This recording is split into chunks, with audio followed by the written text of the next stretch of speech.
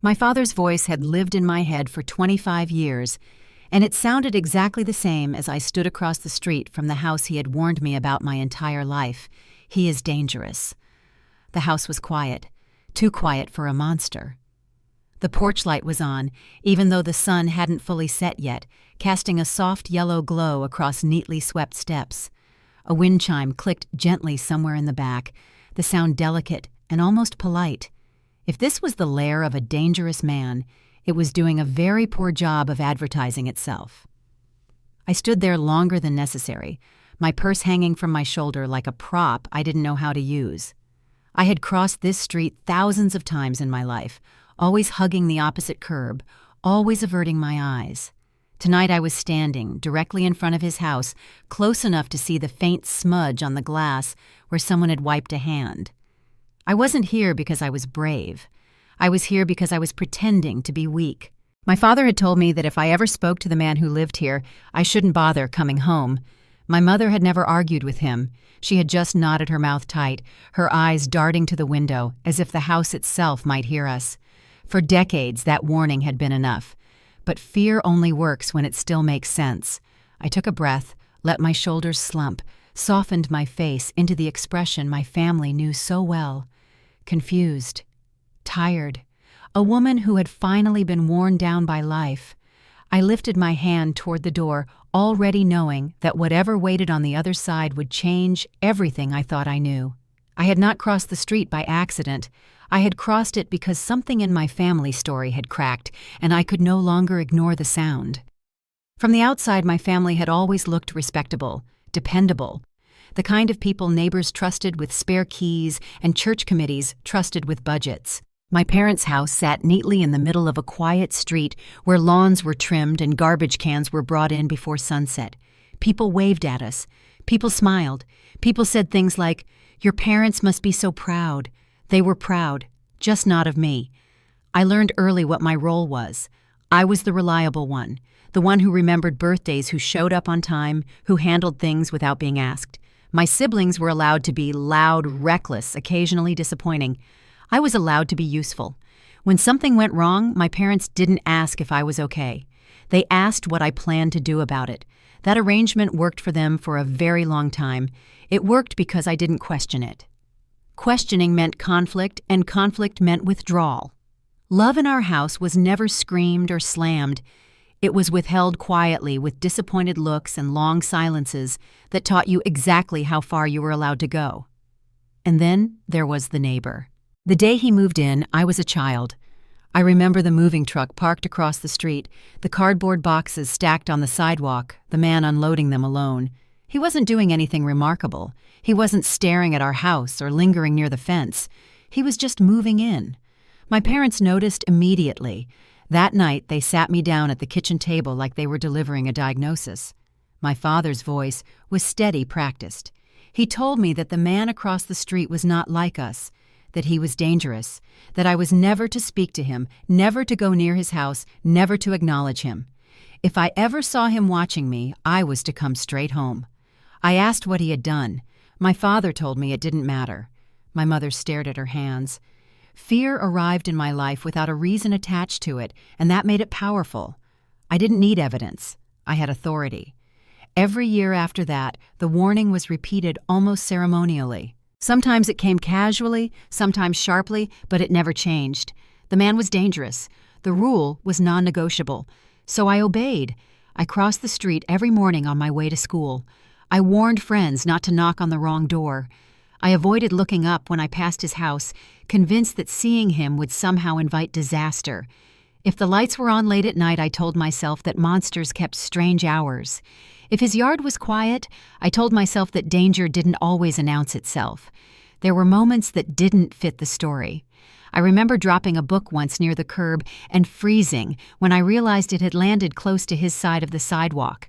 I remember my parents' reaction later when they found out how angry they were, how shaken. The punishment didn't match the risk, but I learned not to point that out.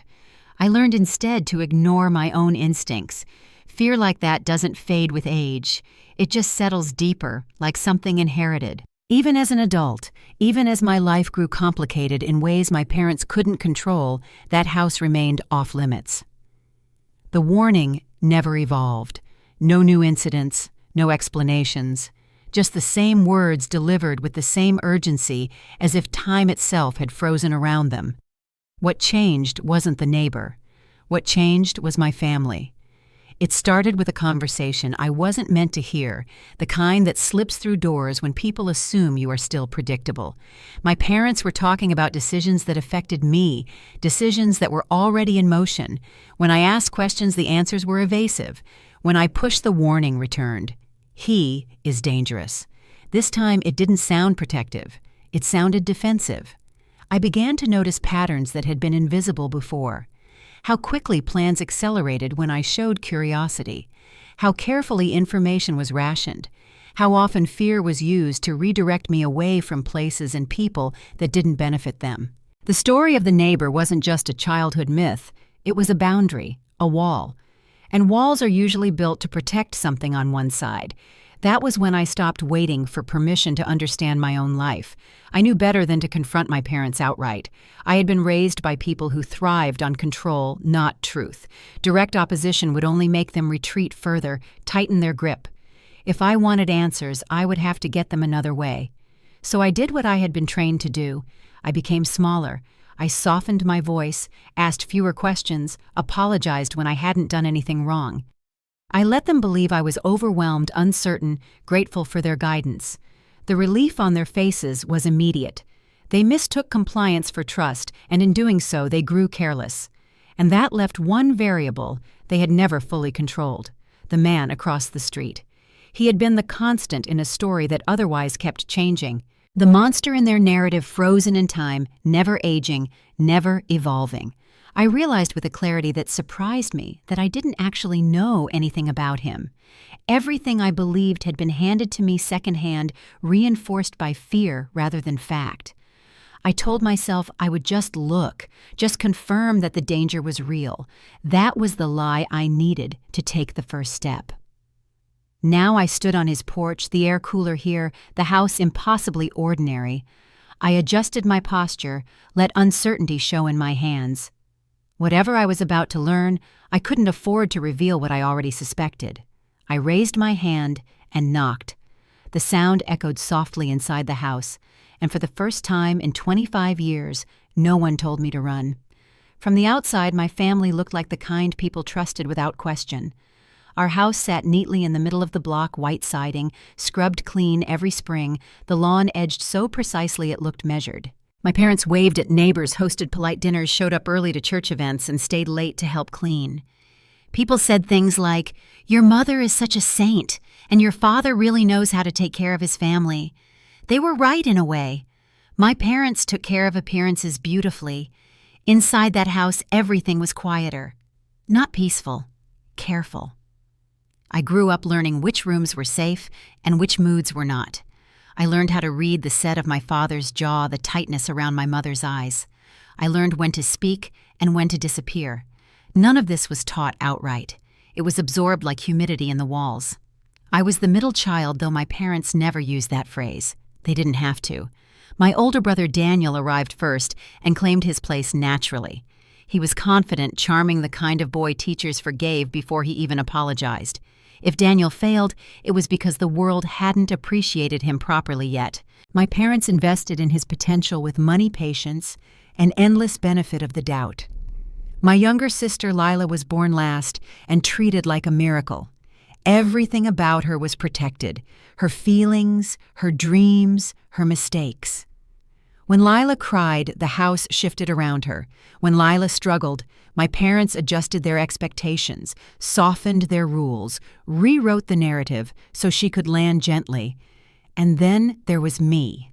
I wasn't unwanted. That would have been easier to understand. I was needed to remember schedules, to smooth over arguments, to pick up slack without being asked. When Daniel forgot something important, I was expected to fix it. When Lila needed help, I was expected to give it. My usefulness became my identity, so gradually I didn't notice it forming. Praise, when it came, was conditional. "You're so mature," my mother would say, the way people compliment a sturdy piece of furniture. "We can always count on you," my father added, which sounded like approval, until I realized it meant I wasn't allowed to falter. I learned quickly that needing something made people uncomfortable. Wanting something was worse. Love in our house had rules. My father expressed affection through authority. He believed providing was the same as nurturing, and once he'd done his part, the rest was gratitude. His approval arrived in brief moments, usually tied to achievement or obedience. When he was disappointed, he didn't raise his voice. He withdrew it. Silence became the punishment, and I became skilled at earning my way back into conversation. My mother was more complicated. She was warm with guests, generous with friends, endlessly helpful to anyone outside our walls. With Daniel and Lila, she was affectionate in small, constant ways. With me, she was guarded, not cruel, watchful, as if she were afraid of something she couldn't quite name. I noticed it young, though I didn't understand it. When she looked at my siblings, her eyes softened. When she looked at me, something tightened like she was bracing herself. I tried harder because of it. I thought if I could be perfect enough, quiet enough, useful enough, that guarded look would disappear. It never did. By the time I was a teenager, I had learned to make myself small. I stopped asking for help. I stopped complaining. I told myself that independence was strength, that not needing anyone made me better. In reality, I was practicing invisibility. That habit followed me into adulthood. I chose careers that rewarded reliability over recognition. I stayed in relationships longer than I should have because leaving felt like causing trouble. When people leaned on me, I let them even when it left me exhausted, especially then. It took me years to realize that what I called responsibility was actually conditioning. There were moments growing up when the story my parents told didn't quite line up with reality. They were brief, easy to dismiss, but they lingered in the back of my mind like unfinished sentences. The neighbor across the street was the clearest example. According to my parents, he was dangerous, unpredictable, someone to be feared. According to my eyes, he was quiet. He kept his yard tidy. He collected his mail at the same time every afternoon. Nothing ever happened. Once, when I was in my early teens, I came home later than expected. I had missed the bus and walked the long way back, rehearsing excuses in my head. When I turned onto our street, I saw him standing near his mailbox, sorting letters. He looked up, briefly nodded once, and returned to what he was doing. I didn't slow down. I didn't acknowledge him. I crossed the street as usual, my heart pounding for reasons I couldn't explain. That night, when my parents realized how close I had come to him, the reaction was immediate and intense. My father demanded to know what I had been thinking. My mother hovered frantic, asking if he had said anything, if he had looked at me, if I had noticed anything strange. Their fear felt outsized, disconnected from the moment itself. I was punished not for danger avoided, but for rules almost broken. It was the first time I wondered briefly whether the fear belonged to them more than it belonged to me. As an adult, nothing changed. The warning resurfaced whenever the neighbor's name came up, which wasn't often because I learned to avoid mentioning him. But when circumstances forced it, my parents reacted as if time had stood still. No new reasons, no updated threats, just the same insistence that he was dangerous and that I should stay away. Fear that doesn't evolve starts to feel artificial. What I didn't realize until much later was how that fear shaped my place in the family. It wasn't just about keeping me safe. It was about keeping me contained, away from certain questions, away from certain people, away from anything that might disrupt the balance they had carefully constructed. As the years passed, my siblings drifted in and out of the house, supported, forgiven, celebrated. I stayed close. I handled errands. I mediated arguments. I absorbed disappointment quietly. When decisions were made, I was informed afterward, if at all. My opinions were considered only when they aligned with what had already been decided. I told myself, this was normal. Families had dynamics. Someone had to be the responsible one. It wasn't until much later that I realized responsibility had been assigned to me so that freedom could be preserved for everyone else. The cracks became impossible to ignore when those decisions started to affect my future directly. Plans were made that involved my time, my resources, my compliance. When I asked questions, I was reassured, dismissed, redirected. And when I pushed too hard, the warning returned sharp and immediate, like a button they pressed to reset me. He is dangerous. This time, the words didn't settle the way they used to. They didn't calm me. They irritated something that had been dormant for years. The fear felt misplaced, almost theatrical. It didn't match the situation, didn't explain the urgency in their voices or the speed with which plans were moving. For the first time, I allowed myself to consider a possibility I had never entertained before. What if the danger wasn't across the street? That question changed everything. It reframed my childhood, my role, my obedience. It made sense of the way my family reacted whenever I stepped out of line, whenever I asked for clarity instead of comfort. Fear wasn't just a warning, it was a leash. And I had been holding the other end myself. I didn't confront anyone with this realization. Confrontation would have required them to acknowledge what they were doing, and I knew better than to expect that. Instead, I observed. I watched how quickly their behavior shifted, when I appeared uncertain how relieved they were, when I apologized for things that weren't wrong. I noticed how much they relaxed when they thought I was still predictable. That was when I understood something that should have frightened me but didn't. They had underestimated me my entire life. They saw me as dependable, not perceptive, compliant, not calculating. They had trained me to disappear so thoroughly that they forgot I was still there, watching, listening, learning. And if being invisible was what had kept me safe for so long, then perhaps it could finally set me free. The day the man moved in across the street, nothing bad actually happened. That fact bothered me later, once I learned how to look back honestly. At the time, I was too young to notice the absence of danger. I only noticed my parents' reaction, and that was enough to teach me everything I needed to know. The moving truck arrived early in the morning, its engine rumbling softly as it pulled to the curb. I remember watching from our front window, my cereal growing soggy as I stared at the unfamiliar shape across the street. A man stepped out of the cab, older than my parents, dressed plainly, no hurry in his movements. He began unloading boxes by himself, stacking them neatly near the front walk. My mother came up behind me and froze. She didn't say anything at first. She just stood there, her hand tightening on the back of the chair I was sitting on. When my father joined us, the air in the room shifted. Their voices dropped immediately, as if the man outside might hear them through the glass. That was the first thing I noticed. The fear arrived before the explanation. That evening after dinner, they sat me down. Not casually, not gently. This was a rule-setting conversation, the kind that came with consequences, even if they weren't spelled out. My father told me the man across the street was dangerous. My mother nodded, her lips pressed together, her eyes avoiding mine. I asked what he had done. My father said I didn't need to know. My mother said it was better that way. They told me to stay away, to cross the street whenever I passed his house, to come home immediately if he ever spoke to me. My father added that some people didn't look dangerous until it was too late. I was a child. I believed them. From that day on, the story became a rule and the rule became law. No details were ever added. No examples, just repetition. The man was dangerous. The house was off limits. The warning was refreshed every year, sometimes casually, sometimes urgently, always without explanation. Fear doesn't need logic when it's reinforced by authority. As the years passed, I learned how to navigate around his existence without ever acknowledging it. I crossed the street so often it became muscle memory. I warned visiting friends before they arrived, repeating the story without understanding it.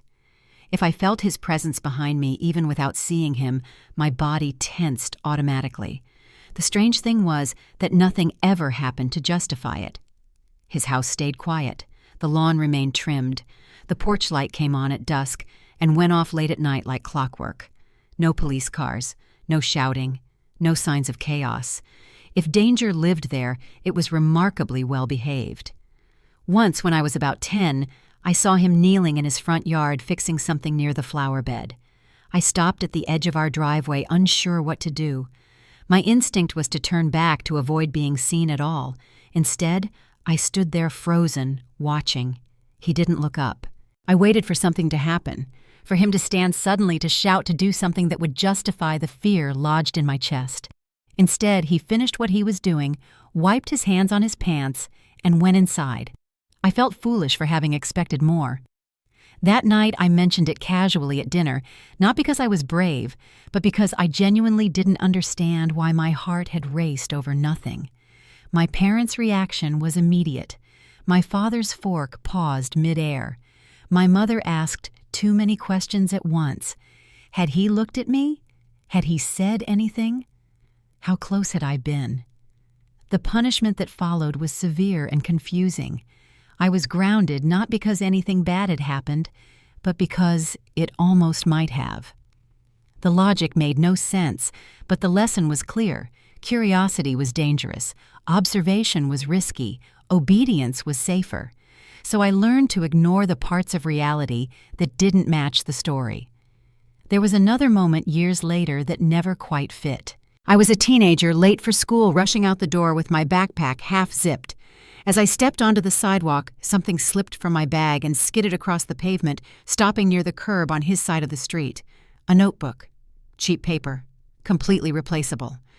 I stood there staring at it, my heart pounding like I'd dropped something far more valuable. The man was outside again collecting his mail. He noticed the notebook, then looked up. Our eyes met for half a second. He didn't smile. He didn't frown. He simply nodded toward the notebook and stepped back, giving me space. I ran across the street, grabbed it, and ran back without saying a word. Nothing happened. No chase, no threat, no raised voice. Just a man returning to his mail.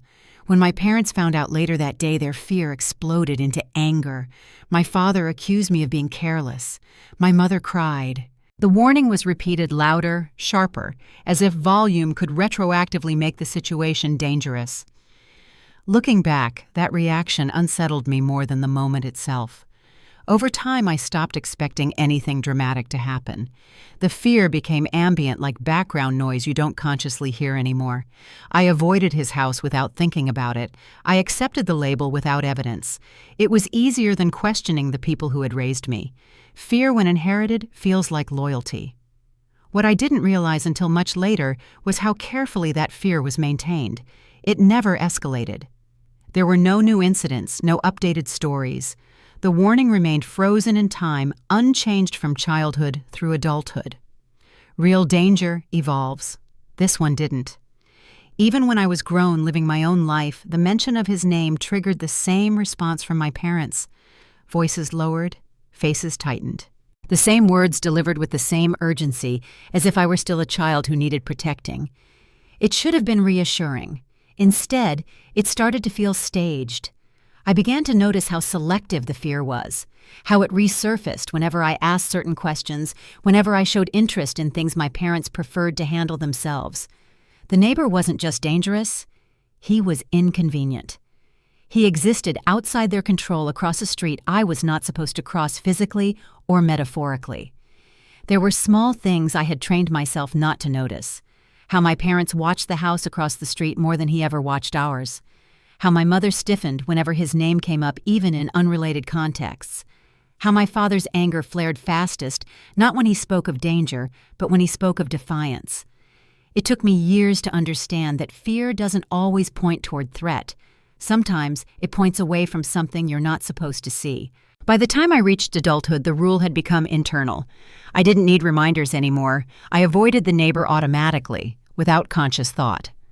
I accepted the story because challenging it felt like betrayal. It wasn't until the rest of my family's narrative began to unravel that I allowed myself to ask the question I had never asked out loud. What if the man across the street wasn't the monster? What if the real danger had never lived in that house at all? That question didn't come with immediate answers. It came with discomfort, with the slow realization that I had been taught not just what to fear, but where to look away. The story about the neighbor had been repeated so often, so confidently, that it crowded out everything else. And stories that loud usually exist for a reason. Standing in my own memories now, I could see how neatly fear had been woven into my upbringing. Not as a response to something that happened, but as a preventative measure. A fence. A warning sign placed where someone didn't want me to wander. I didn't know yet what I would find if I crossed it, But I knew with growing certainty that the warning itself was the first lie I had ever been told. I wasn't supposed to be home that afternoon.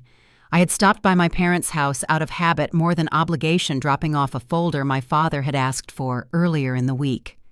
It was the kind of small errand I'd been doing for them my entire life, the kind that never felt important until it suddenly was.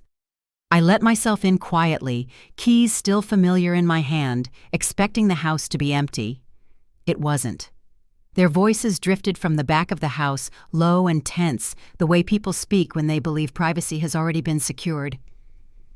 I paused in the hallway without thinking, my body responding before my mind caught up. I could hear my father clearly. My mother's voice followed sharper than usual. Then someone else spoke, a voice I didn't expect to hear there. My brother. They were talking about paperwork, about timing, about making sure things were settled quickly. My name came up only once, but when it did, the room seemed to tilt. We need to handle it before she complicates things. No one said my name out loud. They didn't need to. I was the only one in the family who complicated anything by asking questions. I stood there longer than I should have, the folder pressed against my chest, listening as they spoke in fragments. Property, authority, deadlines. My mother's voice trembled slightly, not with fear, but with urgency. My father responded in the calm, clipped tone he used when he believed control was slipping and needed to be reasserted. When footsteps approached, I stepped back quickly, retreating into the kitchen like I'd just arrived. My mother appeared a moment later, her smile snapping into place, a beat too late. "Oh, you're here already," she said, as if I were early rather than exactly on time. I handed my father the folder, exchanged pleasantries, and left soon after, my pulse loud in my ears. No one asked me to stay. No one explained what I might have overheard. They didn't know I'd heard anything at all. But something inside me had shifted. It wasn't paranoia, it was recognition.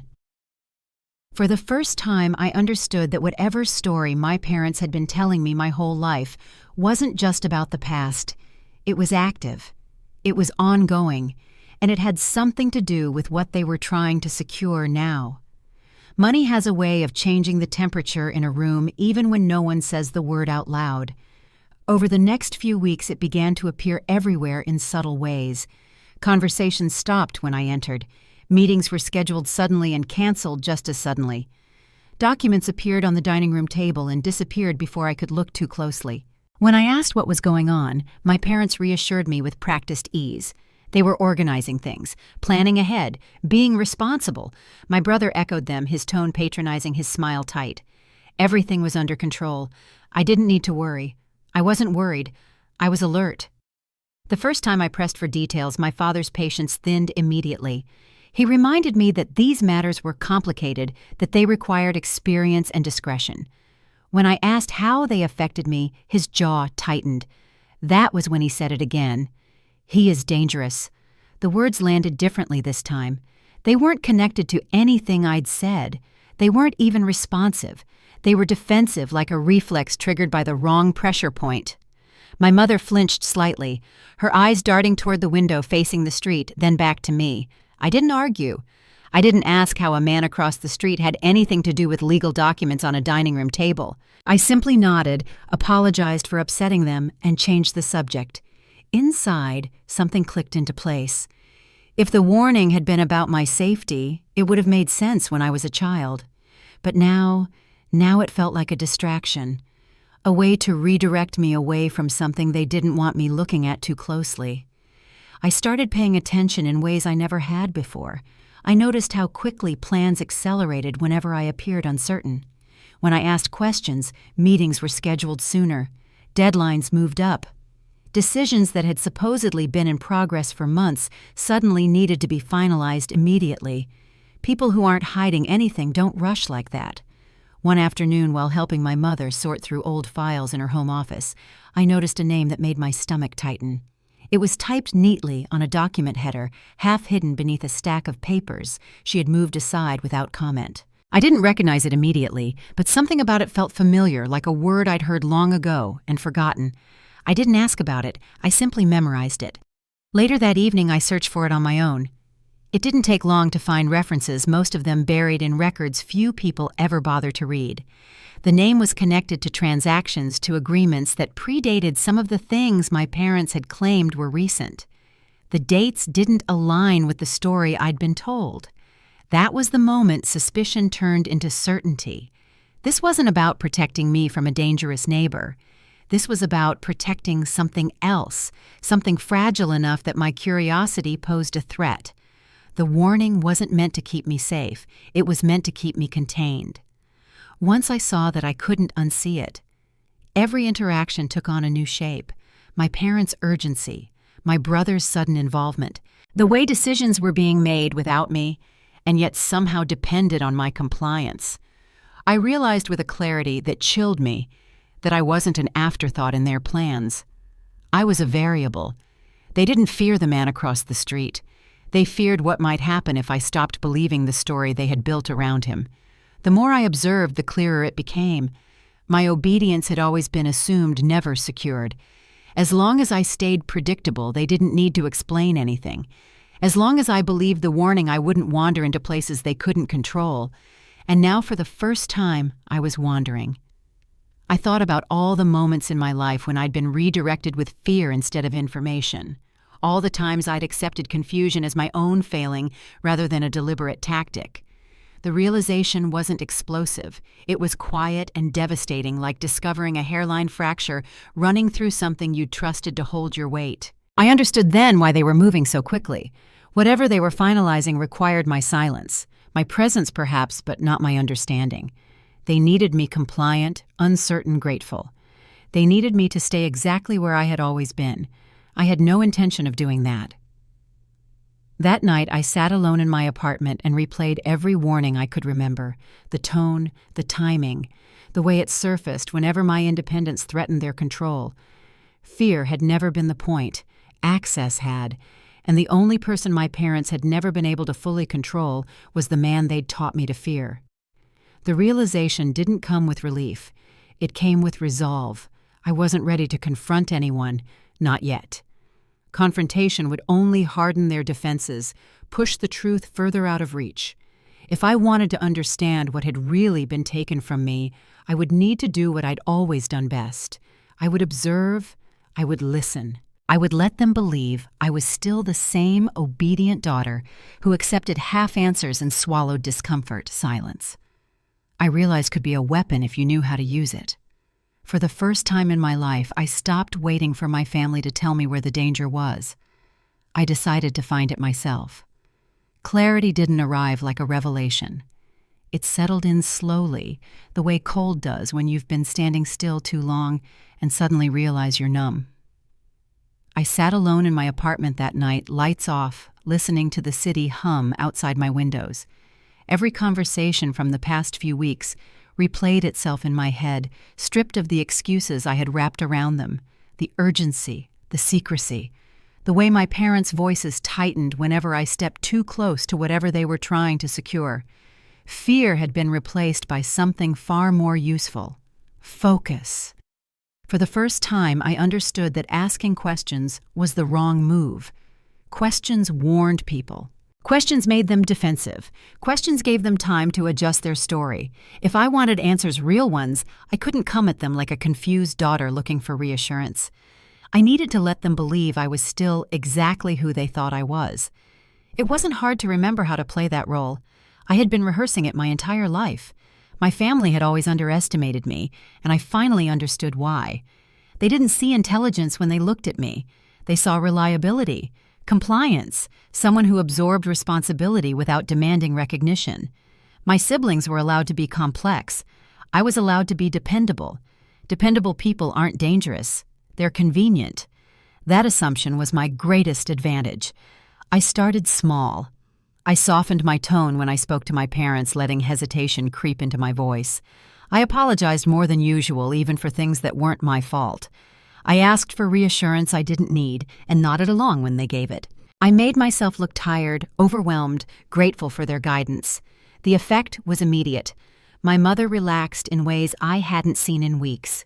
She smiled more, touched my arm when she spoke, told me I'd been through a lot and that it was normal to feel confused. My father stopped bristling when I entered the room. He spoke more freely, less guarded, as if my uncertainty had reassured him that control had been restored. They mistook submission for trust. I watched carefully as their behavior shifted. Conversations that had stopped abruptly when I walked in now continued only slightly adjusted. Plans that had been hidden were suddenly explained to me in simplified terms, as if I couldn't possibly grasp the implications. My brother grew bolder, speaking openly about timelines and next steps, confident I was too overwhelmed to notice the inconsistencies. Every time they underestimated me, they revealed something new. There was a strange relief in pretending to be weaker than I was. It hurt less than I expected, maybe because it wasn't new. I had been performing versions of this role for decades. The difference now was intention. I wasn't shrinking because I believed I deserved to. I was shrinking because it allowed me to see. And what I saw confirmed everything. They moved faster when they thought I wasn't paying attention. Deadlines tightened, meetings multiplied. Documents appeared more frequently left out, just long enough for me to glimpse headers and names before being swept away. It was the behavior of people who believed the window for secrecy was closing. One evening, my father mentioned the neighbor again casually this time, as if reminding himself more than me. "He's still dangerous," he said in the same tone you might use to comment on the weather. I nodded, eyes downcast, and said nothing.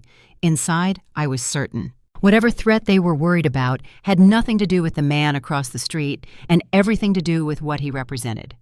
He was the one element in their story that didn't bend to their will, the one thing they couldn't rewrite. That was why they needed me afraid of him. I wrestled with the decision longer than I wanted to admit. Lifelong fear doesn't dissolve just because logic demands it. Every instinct I had learned screamed at me to stay away, to keep my distance, to obey. But instinct I was learning could be trained, and mine had been trained to protect the wrong people. I didn't decide to go to the neighbor because I trusted him. I decided because he was the only person connected to this story who had never asked anything of me. He had never tried to manage me, redirect me, or shape my understanding. He had simply existed quietly beyond the boundary my parents had drawn. If I wanted the truth, I needed to step outside that boundary. Preparation mattered more than courage. Courage would make me reckless. Preparation would keep me safe. I thought carefully about how I would present myself, not as someone seeking confrontation, not as an accuser. I needed to appear unsure, worn down, searching for answers without knowing what questions to ask. I needed to look like a woman whose life had unraveled enough that desperation outweighed fear. I chose my clothes with that in mind. Nothing sharp, nothing confident. Soft colors, comfortable lines. I practiced my expression in the mirror, letting my shoulders slump. My eyes lose their edge. It was unsettling how easily the look came to me. I rehearsed what I would say not as a script, but as a feeling. Confusion, doubt, a need for clarity that didn't sound like an interrogation. I reminded myself again and again not to reveal what I already suspected. Information was leverage. I wasn't ready to spend it yet. Before I crossed the street, I made one last visit to my parents' house.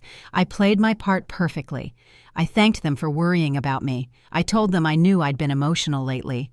I apologized for pushing when things were complicated. My mother hugged me, her relief palpable. My father nodded approvingly, satisfied that order had been restored. They had no idea I was saying goodbye to the version of myself they had controlled for so long. When I left, my father reminded me to be careful. He glanced out the window toward the house across the street and repeated the warning one last time. He is dangerous. I agreed with him. Danger, I had learned, wasn't always loud. It wasn't always violent. Sometimes it looked like comfort. Sometimes it sounded like concern. Sometimes it wore the face of people who claimed to love you while quietly erasing you. I stepped outside with my keys in my hand and didn't look back. The street was quiet, just as it had always been. The neighbor's house stood across from my parents', unchanged, unassuming. The same porch, the same light, the same silence that had been framed as menace my entire life. I walked toward it slowly, not because I was afraid, but because I needed to feel every step. This wasn't an impulsive act. It was a calculated one. Each footfall carried the weight of years of obedience, years of swallowed doubt, years of fear that had never belonged to me. Halfway across the street, I felt something unexpected. Relief. Not because I knew what I would find, but because I had finally stopped asking my family for permission to find it. When I reached the edge of his yard, I paused.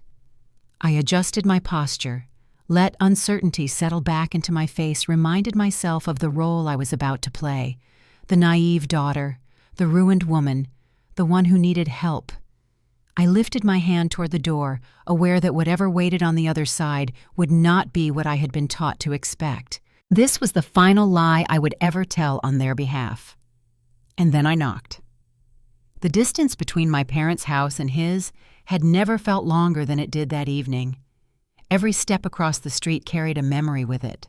The way I had always crossed quickly, eyes down, heart tight. The way fear had lived in my body without ever belonging there. Now I walked straight down the center, the pavement solid beneath my shoes, the air cool against my skin. No alarms sounded, no doors slammed shut. The world didn't react at all. That should have reassured me. Instead, it made everything feel unreal. I stopped at the edge of his porch and looked up. The house was older than ours, but well cared for. The paint wasn't fresh, but it wasn't peeling either. The windows were clean curtains drawn, but not tightly. There was nothing about it that suggested danger, nothing that matched the picture my parents had painted so carefully. Fear, I realized, felt inherited, learned. Passed down like a family heirloom you never question until you finally take it out of the box and wonder why it was ever saved. I raised my hand and knocked. The sound echoed softly inside, and for a moment nothing happened. My heart began to pound, not with terror, but with anticipation. I reminded myself to breathe, to keep my shoulders slumped, my face open. I was not here to confront. I was here to observe. Footsteps approached from inside, slow, measured, not rushed. The door opened. The man standing in front of me was not what I had expected, though I wasn't sure what I had been expecting anymore. He was older than my father, his hair gray, his posture straight, but relaxed. He wore a simple sweater, the kind people put on when they plan to stay in for the evening. His eyes met mine calmly, without surprise, without suspicion. For a brief moment, neither of us spoke. Then I felt something shift, something subtle but undeniable. Recognition flickered across his face, quickly masked by restraint. He knew who I was, not as a neighbor. As something else, I stayed in character. "I'm sorry," I said softly. "I hope I'm not bothering you." He shook his head slightly as if I had interrupted nothing of importance. "You're not," he replied. His voice was steady, warm even. "Would you like to come in?" I hesitated just long enough to appear unsure. Then I nodded. The inside of the house smelled faintly of coffee and old books. Not dust, not neglect, paper, ink, something familiar I couldn't place. The living room was tidy, but lived in shelves lined with books that looked read rather than displayed. A lamp cast a gentle light across worn furniture that had clearly been chosen for comfort, not impression. Nothing about it felt threatening. That was the most unsettling part. "Please," he said, gesturing toward a chair. "Sit." I did, perching on the edge like someone unsure how long they were welcome. He moved carefully, not crowding me, offering water before coffee as if gauging what I needed rather than assuming. I declined, both hands folded tightly in my lap.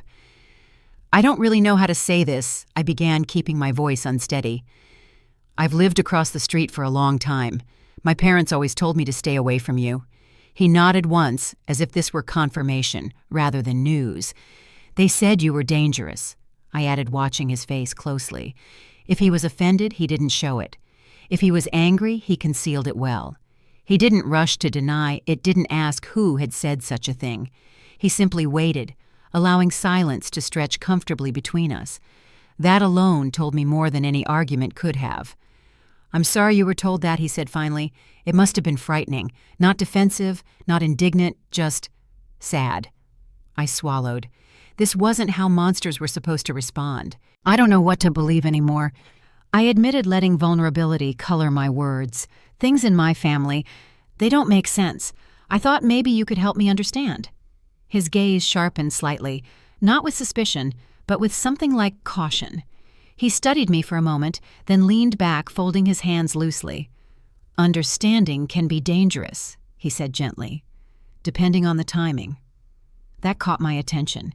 "You know who I am," I said, unable to keep the realization from my voice. He didn't deny it. "I've known who you were for a long time." The words sent a chill through me, but not the kind I had been warned about. This wasn't the chill of threat. It was the chill of realization of a puzzle piece snapping into place. He didn't elaborate.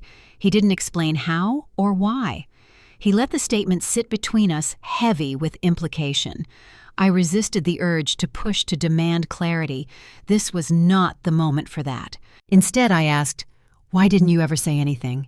His eyes held mine steadily. "Because you weren't ready," he said, "and because it wasn't my place to decide when you should be." I had expected defensiveness. I had prepared myself for manipulation. What I encountered instead was restraint, deliberate, practiced restraint. We spoke for a while after that, though the conversation stayed carefully on the surface. He asked about my work, my life things that allowed him to listen without revealing anything further. He never asked about my parents, never blamed them, never tried to position himself as misunderstood or wronged. That was what disturbed me most. My parents explained everything. Over-explained sometimes. They filled silence with justification, with fear, with warnings designed to steer me where they wanted me to go. This man did the opposite. He allowed silence to exist without rushing to control it. At one point, he said something small that stopped me cold. "You were always observant," he said casually, as if commenting on the weather. "Even as a child." I looked at him sharply. "You watched me." The question came out harsher than I intended. He nodded once, from a distance. I made sure to stay where I was told. I waited for more, for an explanation, for an apology. He gave me neither. The truth hovered just out of reach, close enough to feel, but not grasp. Part of me wanted to press harder, to tear into the carefully constructed calm and demand everything he knew. Another part understood instinctively that forcing the truth too early would shatter something fragile. Monsters, I thought, don't worry about timing. As the minutes passed, I realized I had stayed far longer than I planned. The initial tension had dissolved into something quieter, heavier. Curiosity had replaced fear, not trust exactly, something more cautious, more deliberate. He stood when I did, escorting me to the door without hurry. On the threshold, he paused. "There are things you were never meant to know," he said quietly. "Not because you don't deserve them, but because they were hidden for a reason. When you're ready, you'll find them." I searched his face for any sign of threat of manipulation of the danger I had been warned about all my life. I found none. "What should I do now?" I asked. He met my gaze steadily. "Watch," he said, "and listen. They will reveal more than they intend to." I nodded, understanding more than he had explicitly said. As I stepped back onto the porch, the weight of what had just happened settled over me. The house across the street no longer felt like forbidden territory. It felt like a boundary I had finally crossed, not physically, but mentally. I walked back toward my parents' house without looking behind me. The fear that had shaped my entire childhood had nowhere to land anymore. It slid off the truth I had glimpsed and fell away, leaving something far more unsettling in its place. Certainty, whatever my parents had been protecting me from it, wasn't the man across the street, and whatever they were hiding, I was closer to it now than I had ever been before. I didn't expect to go back to his house. I told myself the first visit had been enough, that anything more would only complicate things. I had what I needed, or at least I had enough to confirm that the story I'd been fed for decades was wrong. That should have satisfied me. It didn't. The truth has a way of pulling at you once you've felt its edge. 3 days passed before I crossed the street again. In those 3 days, my parents called twice, my brother once. Their voices were lighter now, almost cheerful. They believed the storm had passed. I let them believe it. I apologized for being overwhelmed, thanked them for their patience, told them I trusted their judgment. The relief in their voices was unmistakable. That relief hardened something inside me.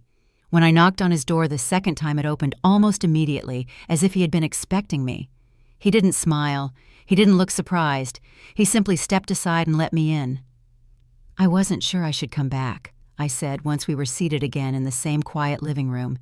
"You came because you needed to," he replied, "not because you wanted to." That distinction mattered more than I liked. He didn't try to convince me of anything. He didn't tell me his side of the story or offer explanations for the years of silence. He didn't rush to correct the lies I'd been told. Instead, he listened. When I spoke, he listened as if my words were information, not interruptions. I realized then how rarely I'd been listened to that way.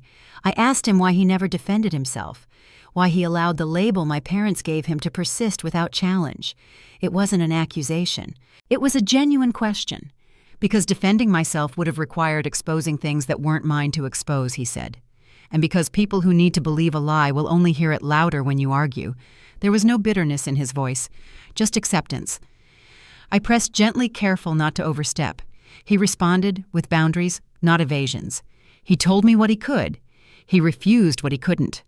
The effect was unsettling. I was used to people over-explaining when they felt threatened, filling space with words to regain control. His restraint felt deliberate, calculated. Liars, I thought, talked too much. At one point he mentioned a name. It slipped into the conversation casually, without emphasis, as if he hadn't realized its significance. The sound of it landed in my chest with a dull thud. I'd heard it before, once, maybe twice, always in passing, always quickly dismissed. I didn't react. I stored it. Later that night, back in my apartment, I searched for it. Public records are unforgiving things. They don't care about family narratives or carefully maintained reputations. They list dates, transactions, associations without emotion or context. Within an hour, I had more questions than answers. The name was tied to an old legal dispute, one that had never made headlines, but had left a clear paper trail. It involved property authority and a decision that had benefited my parents in ways they had never acknowledged. The timing didn't align with the story they'd told me. The dates overlapped with moments in my childhood I remembered clearly for entirely different reasons. I felt something shift from suspicion to strategy. Over the next week, I checked facts quietly. I didn't announce what I was doing. I didn't confront anyone. I verified court filings, archived notices, mentions buried in databases few people ever access unless they're looking for something specific. Each piece on its own was explainable. Together, they formed a pattern. The fear my parents had cultivated around the neighbor had always peaked at certain moments. Moments when access mattered. Moments when questions would have been inconvenient. Moments when keeping me small served a purpose beyond protection. I returned to his house with copies of what I'd found. My hands steady despite the implications. I laid them out on the table between us without saying a word. He looked at them carefully, taking his time. When he finished, he nodded once. "That's part of it," he said. "Part of what I asked. The reason they needed you afraid." I waited. He didn't continue. "Why won't you tell me the rest?" I asked finally, frustration edging into my voice. "Because knowing too much too soon would put you in danger," he replied, "and not the kind you were warned about." That statement lodged itself in my mind like a splinter. He wasn't talking about physical harm. He was talking about something slower, more insidious. The kind of danger that ruins lives quietly behind closed doors. I began to understand why my parents had been so careful, why they'd preferred fear to explanation, why they'd repeated the warning with such consistency. Fear kept me from asking the wrong questions. Ignorance kept me manageable. "They didn't just lie," I said slowly. "They used me." He met my gaze without flinching. "They needed you where they could see you," he said, "and away from places where you couldn't." That was the moment something inside me hardened into resolve. I thought of every time I'd been redirected with concern instead of clarity, every decision made for me under the guise of protection, every warning that surfaced exactly when my independence threatened to grow teeth. The neighbor hadn't been the danger. He had been the variable. "What happens now?" I asked. He considered the question carefully. "Now," he said, "you let them believe you're still afraid. And you watch how quickly they reveal themselves." I smiled, though it didn't reach my eyes. "They already think they've won." "That's when people make mistakes," he replied. As I left his house that evening, the street looked different to me. not safer, clearer. The familiar landmarks had shifted not physically, but in meaning. The house across from my parents no longer represented fear. It represented the edge of a story I was finally beginning to understand. At home, my phone buzzed with a message from my brother, reminding me about an upcoming meeting framed as a favor he was doing for me. I read it twice, noting the assumptions baked into every line: that I would show up, that I would comply, that I wouldn't ask questions. I replied with a single word: of course. I lay awake that night not with anxiety, but with anticipation. The pieces were falling into place, and for the first time, I wasn't trying to force them. I was letting them reveal their shape. The man my parents had taught me to fear wasn't asking for my loyalty. He wasn't asking for my trust. He was offering something far more dangerous to people like my family: perspective. And with it came a realization that settled deep in my bones. If my parents had built their security by destroying his, then everything they had taken from me had been collateral. I didn't need the rest of the story yet. I didn't need his full confession or their eventual excuses. I needed timing. I needed patience. I needed to let the people who believed themselves untouchable move first. Fear had kept me obedient for decades. Understanding would make me unstoppable. By the time my parents announced the family meeting, I was already 3 steps ahead of them. They framed it as concern, as unity, as a chance to clear the air after what they described as a stressful few weeks.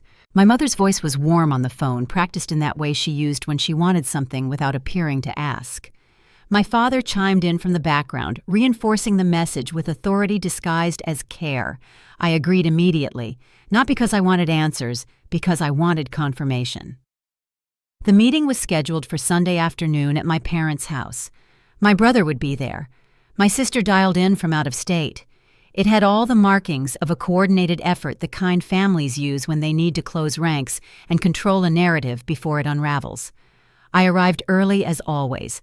That was my role: reliable, available, the first to show up and the last to leave. My mother was already setting the table, though we weren't eating. That detail wasn't lost on me. This wasn't about nourishment. It was about positioning. We sat in the living room, the same room where so many decisions had been made without me over the years. My father took his usual chair. My brother sprawled comfortably across from him, confidence radiating off him like he owned the place. My mother perched on the edge of the couch, hands folded, eyes flicking between us. I waited. They started gently. They always did. My father spoke first, thanking everyone for coming, emphasizing how important family was. My mother followed, expressing concern for my recent behavior, how worried she had been about me pulling away. My brother jumped in smoothly, suggesting that stress had gotten to me, that maybe I'd misunderstood some things. They never asked me what I thought. They told me. I nodded at the appropriate moments. I kept my voice soft when I spoke.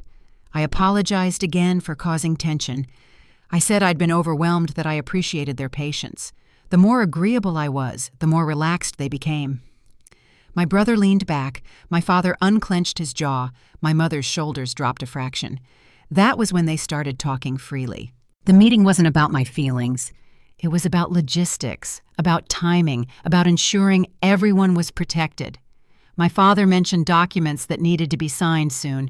My brother spoke about restructuring certain arrangements, positioning himself as the responsible one who would handle the details. My name surfaced only in relation to consent, not ownership, not authority. Consent. I asked a few carefully chosen questions, each one framed to sound naive rather than pointed. Each one designed to invite explanation without challenge. They took the bait. My brother over-explained. My father corrected him, revealing more than he intended. My mother filled gaps with reassurances that contradicted both of them. I didn't interrupt. I listened.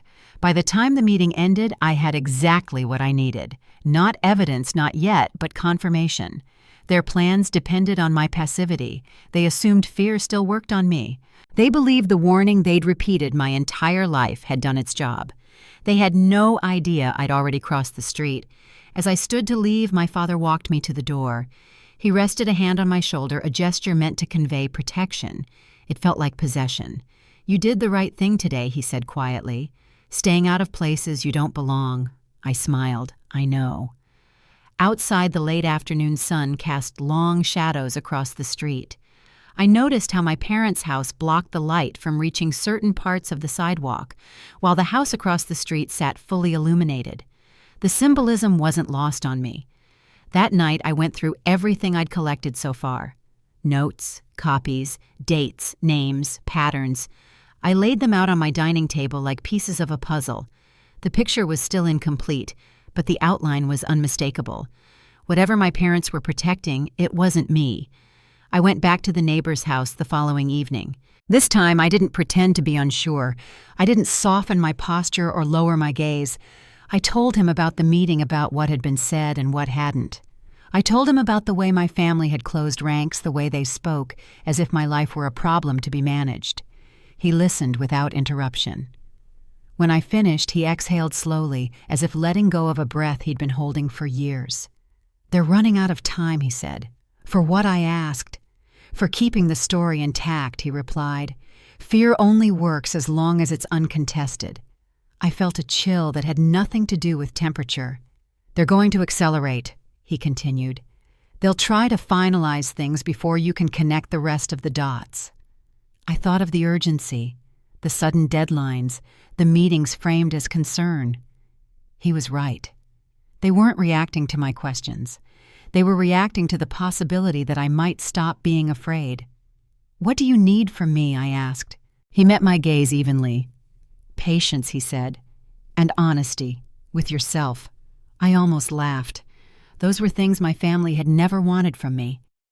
He stood and walked to a cabinet I hadn't noticed before.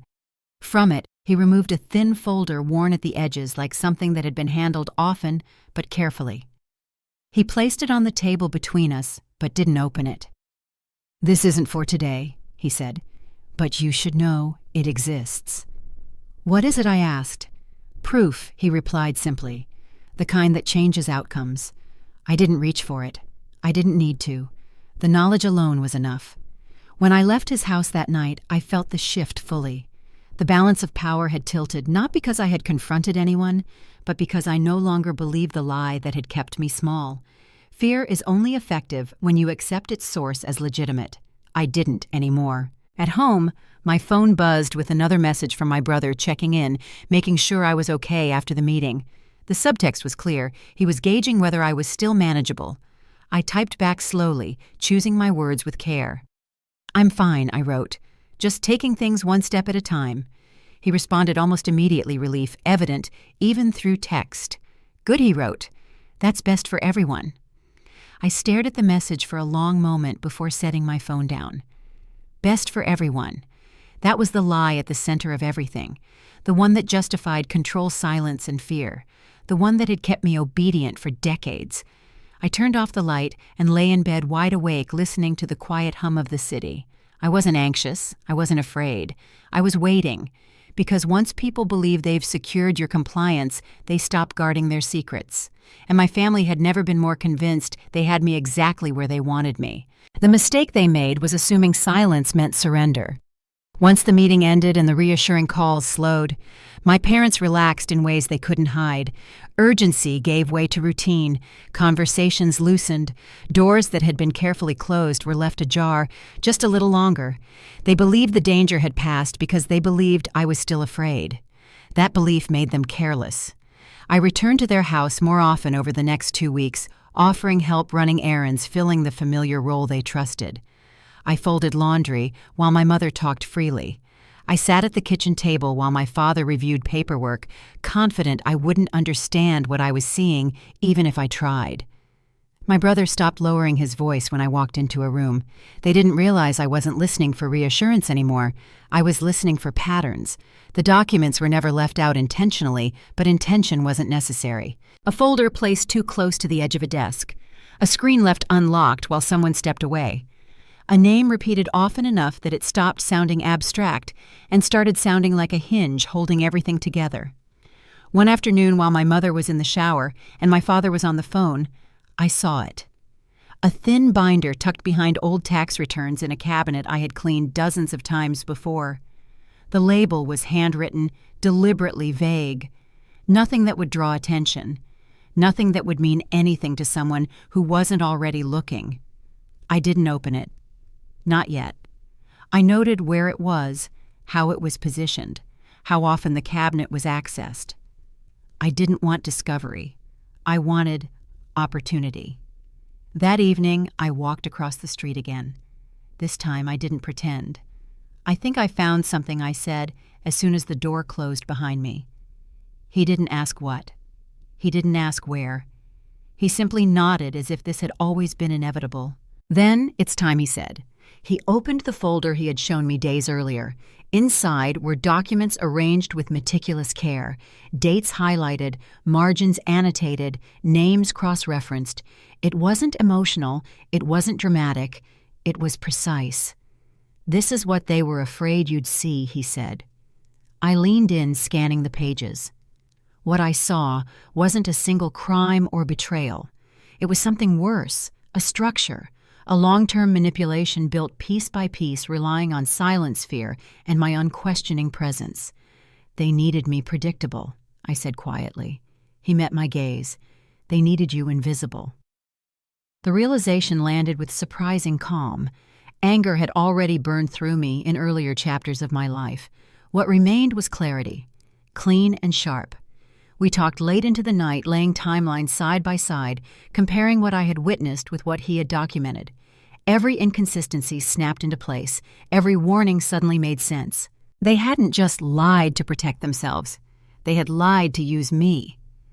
I went home after midnight, my mind steady my steps. Sure. For the first time, I slept without dreams. The next phase required patience. I needed access, not confrontation. I needed proof, not accusation. And most importantly, I needed them to believe nothing had changed. I let my mother talk. I let my father advise. I let my brother posture and plan. I nodded. I thanked them. I played the role so convincingly that even I was almost fooled. Almost. The opportunity came sooner than I expected. My parents planned a small gathering, nothing formal, just close friends and family. An excuse to celebrate an anniversary that meant more to them than they admitted. It would bring people together. It would put documents in motion. It would require preparation. And it would require my help. I volunteered immediately. In the days leading up to it, I was everywhere, running errands, sorting files, organizing spaces no one had touched in years. My mother praised my dedication. My father commented on how reliable I was. My brother joked that I was finally being useful. I smiled through it all. The binder revealed itself when I was alone in the house one afternoon, sunlight streaming through the windows, the air quiet enough that every sound felt amplified. I opened the cabinet and pulled it free, my hands steady, my breath slow. Inside was everything. Not just plans, but intent. Signatures, authorizations, statements that painted a picture so clear it felt obscene. There was no ambiguity, no room for misunderstanding. What they had done wasn't accidental, it wasn't protective, it was deliberate. They had decided my life for me long ago and never bothered to revise the plan. I photographed every page, careful to leave no trace. I returned the binder exactly as I found it, even adjusting the slight crease in the corner so it would sit naturally. When my mother called my name from the kitchen, I answered calmly, my heart rate unchanged. "Yes," I said. Dinner that night tasted like ash. Across the street, I laid the evidence out on the table. He reviewed it silently, his expression unreadable. When he finished, he closed the folder and looked at me with something like pride. "You're ready," he said. For what I asked, though, I already knew. To stop protecting them.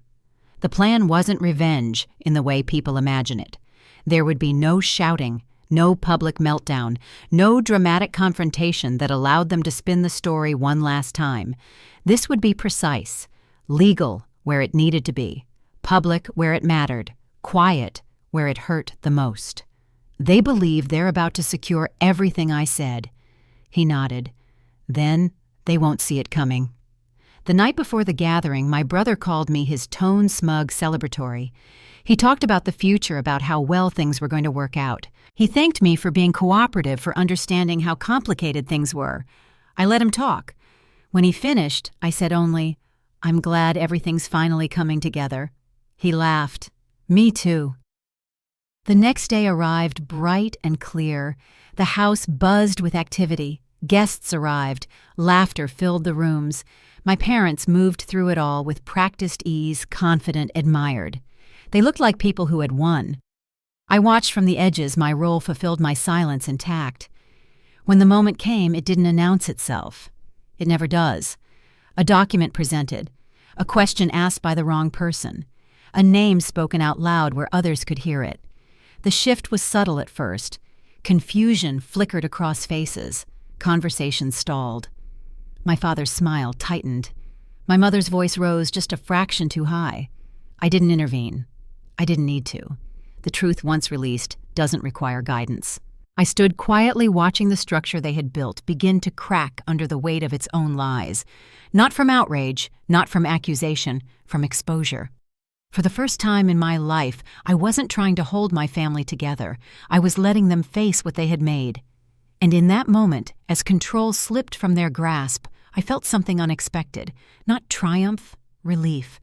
Because whatever came next, I would never again mistake fear for love or silence for safety. The story they had written for me was over, and the one I was about to tell would finally be my own. The unraveling didn't happen all at once.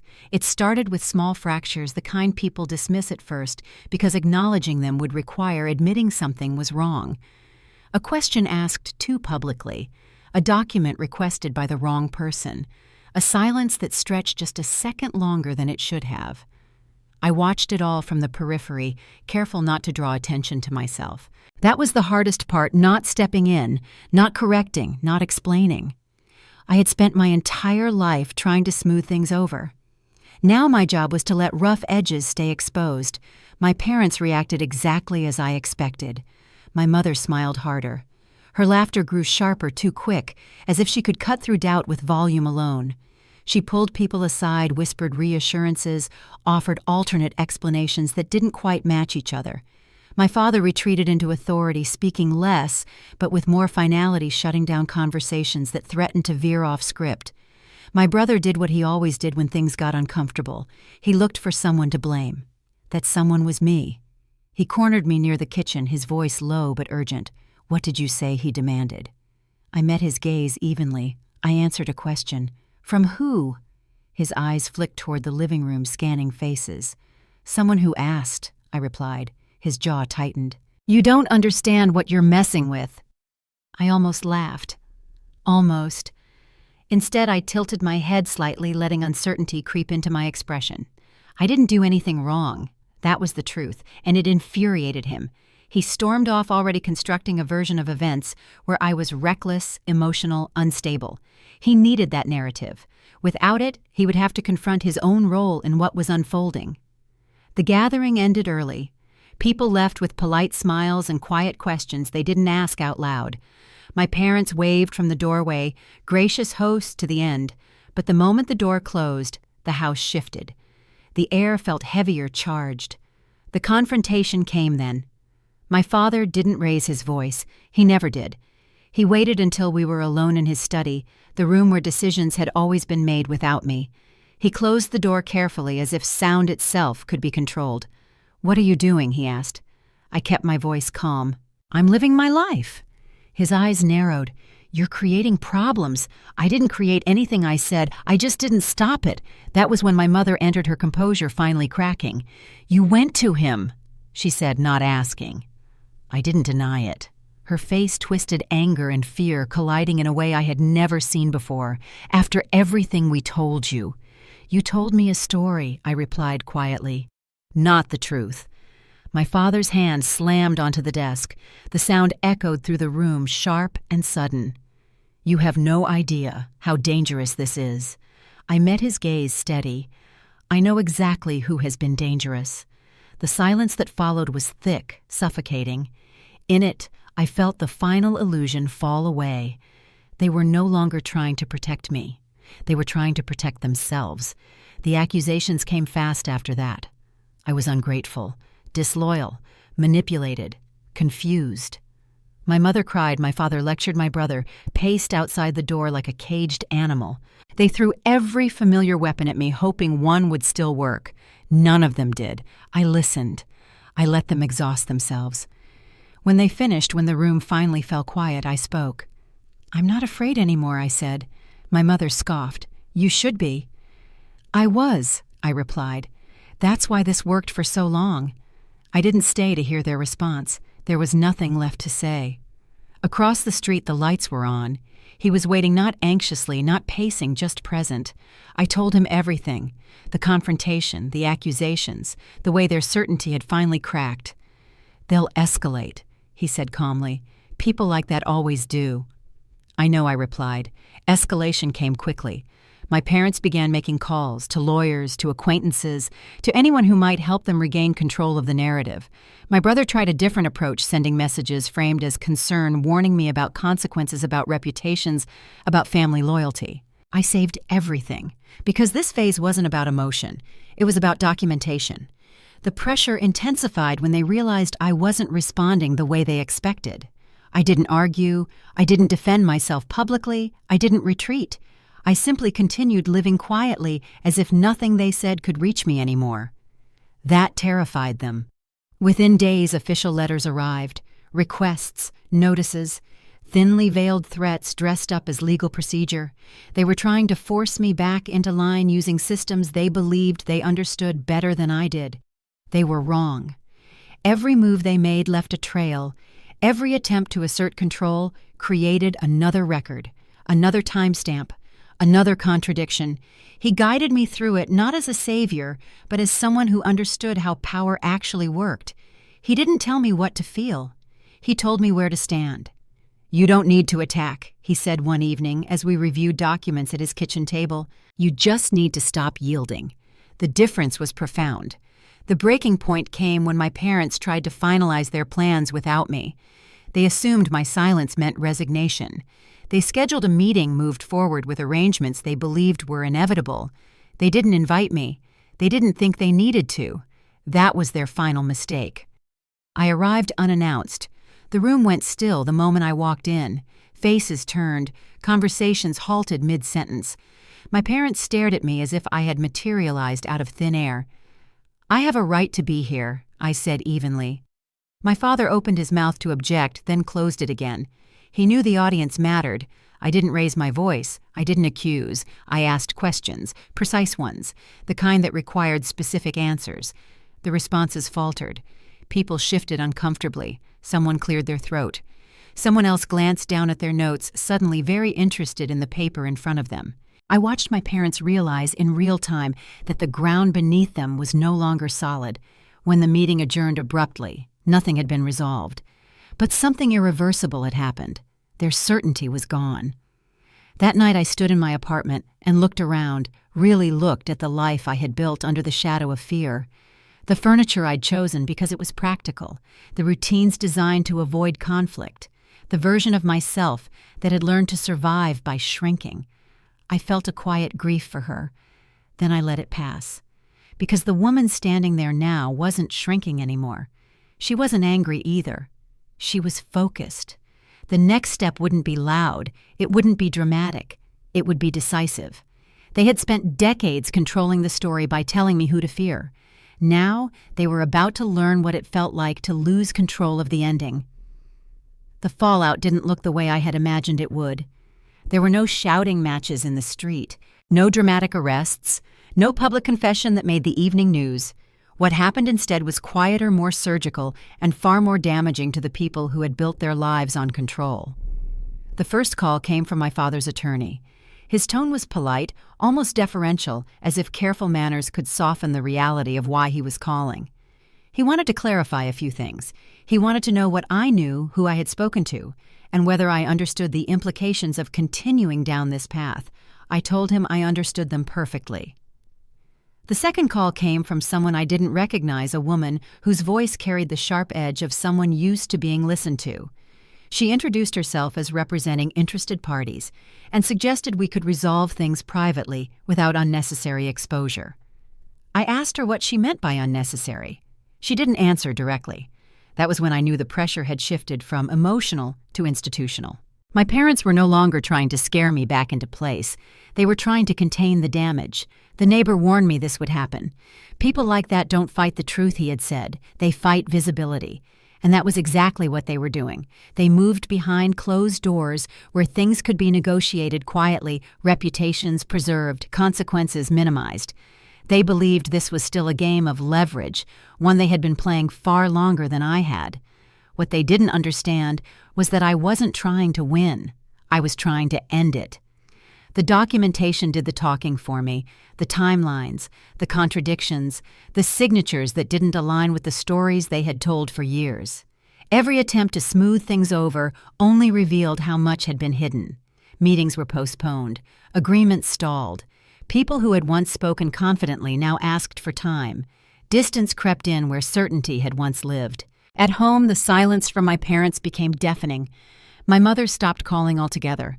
My father sent a single message, curt and controlled, asking when I would be ready to discuss this like adults. I didn't respond. I wasn't interested in discussions anymore. Discussions implied negotiation. There was nothing left to negotiate. My brother tried one last time. He showed up unannounced at my apartment, his frustration barely contained. He paced while he talked, listing consequences, warning me about bridges being burned, about how hard it would be to come back from this. "Do you have any idea what you're doing?" he asked. "Yes," I said. "I'm stepping out of the role you gave me." He stopped pacing, finally, meeting my eyes. For the first time, I saw fear there. Not fear for me, fear for himself. "They'll blame you," he said. "They always do."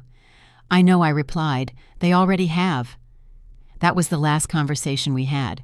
The formal outcome arrived weeks later in envelopes thick with paper and thin on sympathy. The conclusions were clear even if the language was carefully measured.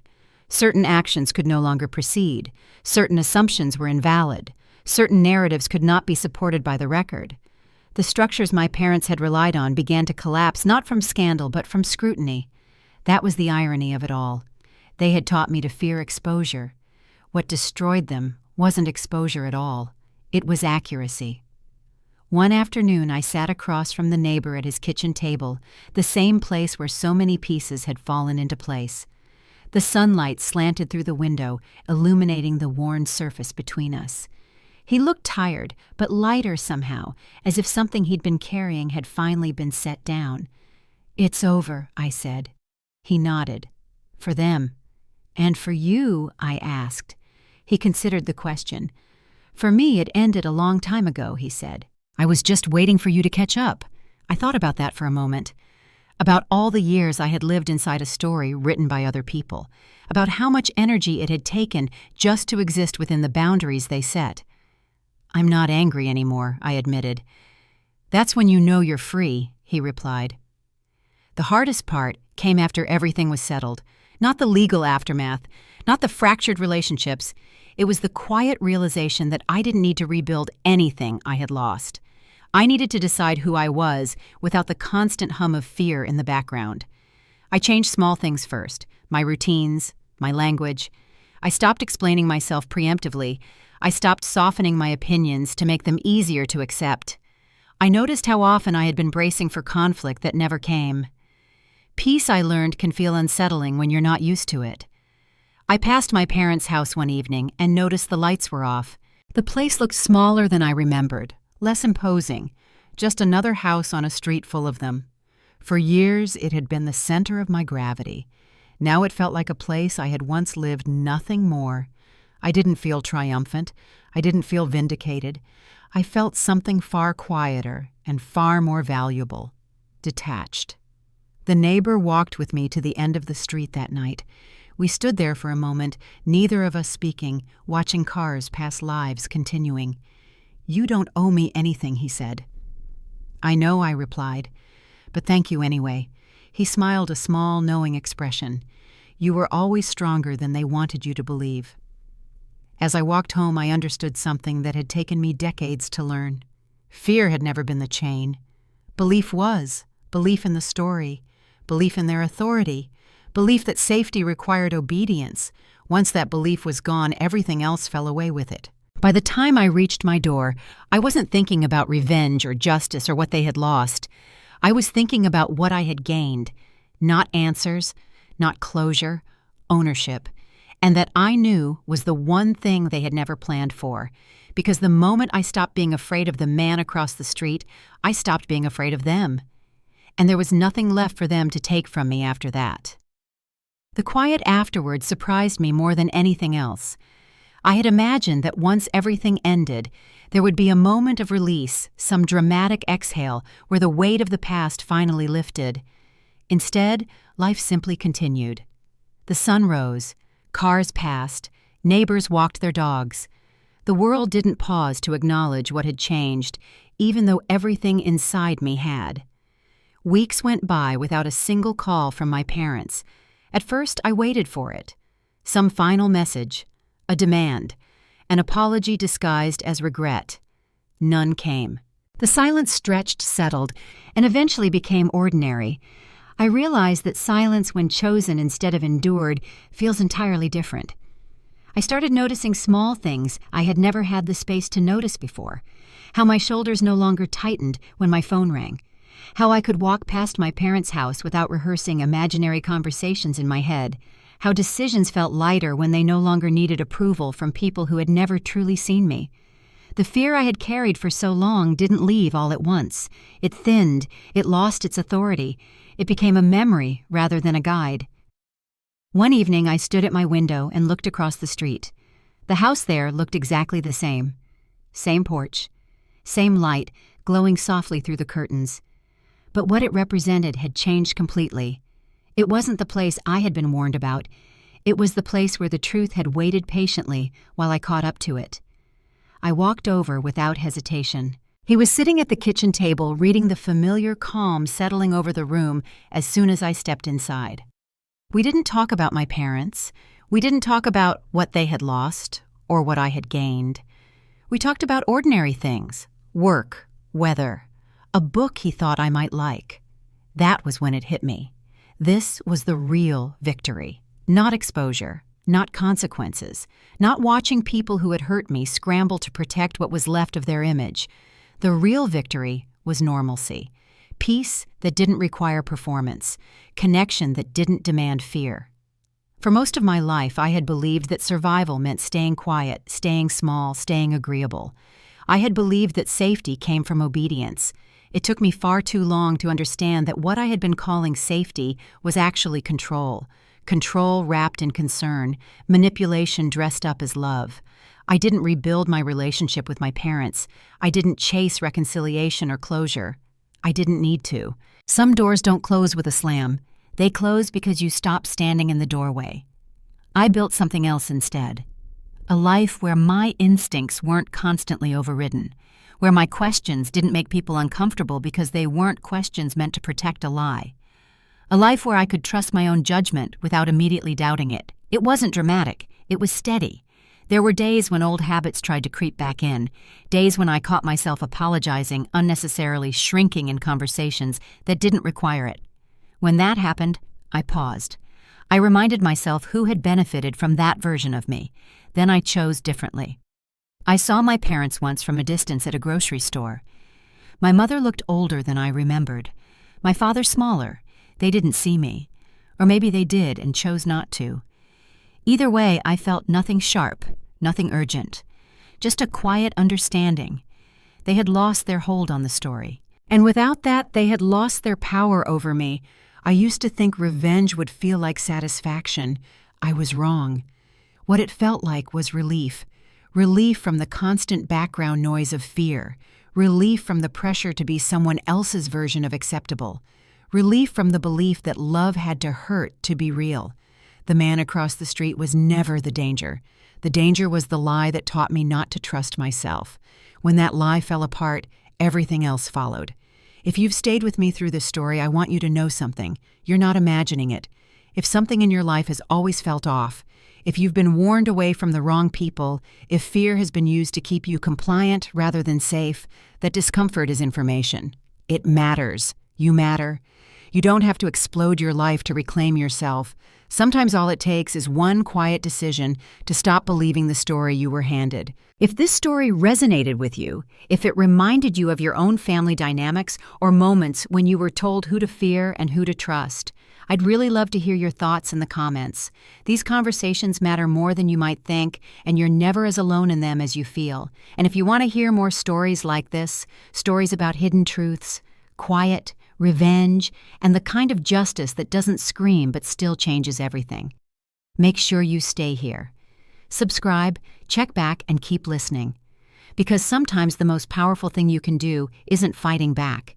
It's finally walking away with your name, your voice, and your life fully intact.